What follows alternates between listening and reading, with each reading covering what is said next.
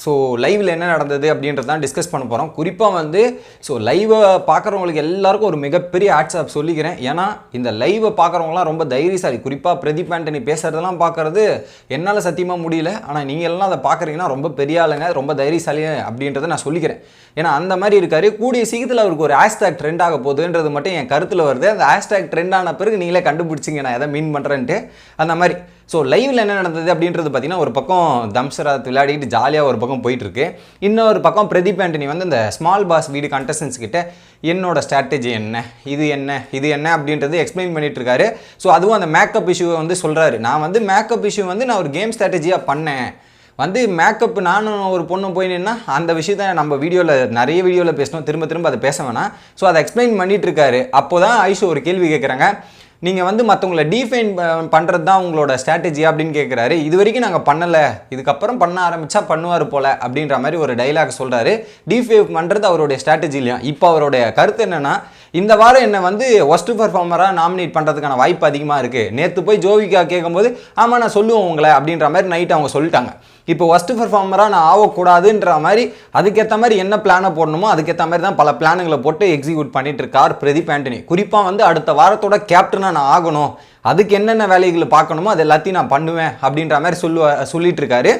இதில் என்னென்னா, ஒரு பக்கம் அதை கேட்குற ஐஷுவாக இருக்கட்டும், இல்லை ரவீனா இருக்கட்டும், வினிஷா இவங்கெல்லாம் கேட்குறது, நீங்களாம் எலிமினேட் ஆக மாட்டீங்க, நீங்களாம் இந்த வீட்டில் தான் இருப்பீங்க, உங்களெல்லாம் எலிமினேட் பண்ணிட்டா கண்டென்ட்டே இல்லையே அப்படின்றது.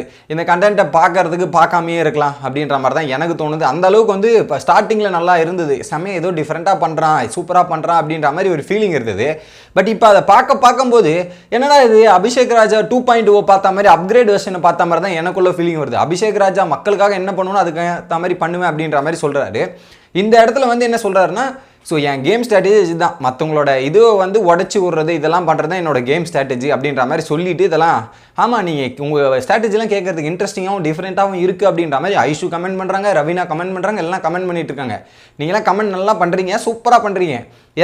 எது வரைக்கும் நீங்கள் அந்த கமெண்ட் அக்செப்ட் பண்ணுவீங்க? அவர் சூப்பராக பண்ணுறாருப்பா, செம்மையாக கேமில் இருப்பா அப்படின்றத நீங்கள் எது வரைக்கும் சொல்லுவீங்க?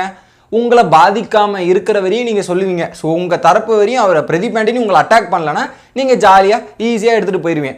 அதே திரும்பி அந்த சைடு அடிக்கிற பால்லாம் இந்த பக்கம் திரும்பி உங்கள் பக்கம் வந்தால் அப்போ நீங்கள் என்ன பண்ணுவீங்க? அவர் பாரு, அவர் வேணுத்துக்கிட்டே பண்ணுறாருப்பா, அவர் ஃபுல்லாக கேம் பிளான்னு இப்படி பண்ணுறாருன்னு நீங்களே மாற்றி பேசுகிறதுக்கான வாய்ப்பு இருக்குல்ல. ஸோ இங்கே இருக்கும்போது எல்லாம் நல்லாயிருக்கும், பக்கத்தில் தூரத்தில் இருக்கும்போது எல்லாம் நல்லாயிருக்கும். அதே பக்கத்தில் போய் உட்காந்தா அவர் பண்ணுறது எல்லாமே சில விஷயங்கள் இதுவாக இருக்கும் அப்படின்றத சொல்கிறாரு. குறிப்பாக வந்து இந்த மேக்கப் இஷ்யூவில் வந்து ட்விஸ்ட் பண்ணி விட்டாங்க அப்படின்ற மாதிரி மென்ஷன் பண்ணுறாரு. ட்விஸ்ட்டுனா ஸோ நான் சொன்னது ஒன்று, அவங்க வந்து வேறு ஏதோ எடுத்துக்கிட்டு பேசுகிற மாதிரி அவங்கள வந்து இது பண்ணுற மாதிரி பேசுகிறாங்க. எப்பா நீ சொன்னதே அங்கே தவறாக தான், அசிங்கமாக தெரிவாங்கன்ற டைலாகை மென்ஷன் பண்ண, அது இல்லைன்னே சொல்லாத, நீ அதை மென்ஷன் பண்ணிவிட்டு ஓட்டிங் ப்ராசஸ்ஸு இதெல்லாம் ஒரு பக்கம் சொன்னோன்னா முக்கால்வாசி அப்படின்னு பார்த்தா நீ கான்செப்ட் படி பார்த்தீங்கன்னா முக்கால்வாசி வின்னர்ஸ் எல்லாமே அந்த அழகாக இருக்கவங்க இதுவெல்லாம் வின் பண்ணியிருக்கணுமே, ஏன் வின் பண்ணல அப்படின்றதான் என்னோட கேள்வி. அந்த மாதிரி கேள்விகள் யாருமே கேட்க மாட்டேங்கிறாங்க. ஒரு பக்கம் அவர் பேசுறதை கேட்குறாங்களே தவிர கரெக்டான ஸ்ட்ராங்கான பாயிண்ட்டை வந்து ஐஷு ஒரு சில இடத்துல எடுத்து வச்சாங்க. குறிப்பாக வந்து நேற்று பாவா செல்லதுரை மேட்டரில் நீங்கள் தான் எக்ஸ்போஸ் பண்ணி விட்டீங்க, அந்த இடத்துல எக்ஸ்போஸ் பண்ணி விட்டு எங்களுக்கு இது பண்ணி விட்டுட்டீங்க, அவங்களுக்கு பாயிண்டே இல்லைனாலும் நீங்கள் ஒரு பாயிண்ட் எடுத்து கொடுத்தீங்க அப்படின்ற ஒரு கான்செப்ட் சொன்னார். இன்னொரு முரண்பாடான ஒரு விஷயத்தை திரும்ப சொல்லார்.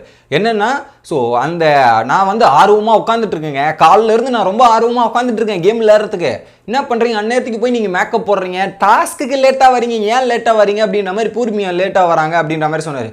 கொஞ்சம் அது அறிவு இருக்காயா அப்படின்ற மாதிரி தாங்க தோணுது எனக்குலாம். அந்த அவ்வளோ கடுப்பாகுது அந்த மாதிரி லைவை பார்க்கும்போது. என்னென்னா, ஸோ ஒரு டாஸ்க்கு சீக்கிரமாக வரணும்னா என்ன பண்ணணும், ஷட்டர் க்ளோஸ் பண்ணியிருக்கு, பிக் பாஸும் கூப்பிடல, இவங்கெல்லாம் ஒரு விஷயத்த பேசிகிட்டு இருக்காங்க, அவங்க போயிட்டு ஒரு சில வேலை அப்படின்றது போயிட்டு வர போகிறாங்க. அதனால் உங்கள் கேமு பாதிச்சுதா, கேம் லேட் ஆச்சா, எதனா நடந்ததா? எதுவுமே நடக்கலைங்க. அந்த இடத்துல பூர்ணிமாவில் இவரோட கேம் பாதிச்சான்னு கேட்டால் 1% கூட பாதிக்கலை.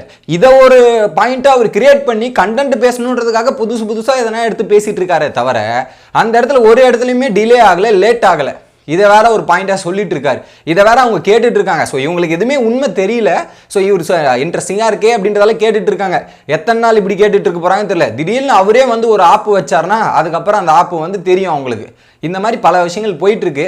இவர் என்ன நடக்க போதோ கமல் சார் எபிசோடில் தான் தெரியும். நான் அதுக்கு தான் ரொம்ப வெயிட் பண்ணுறேன்ப்பா. கமல் சார் எபிசோடில் அவர் வந்து என்ன பேச போறாரு, இவரோட கேம் பிளானை பற்றி என்னென்னலாம் சொல்ல போறாருன்றது வெயிட் பண்ணி பார்க்கணும். நீங்கள் என்ன நினைக்கிறீங்க அப்படின்றத கமெண்ட் பண்ணுங்கள். வீடியோ பிடிச்சதா லைக் பண்ணுங்கள் கைஸ்.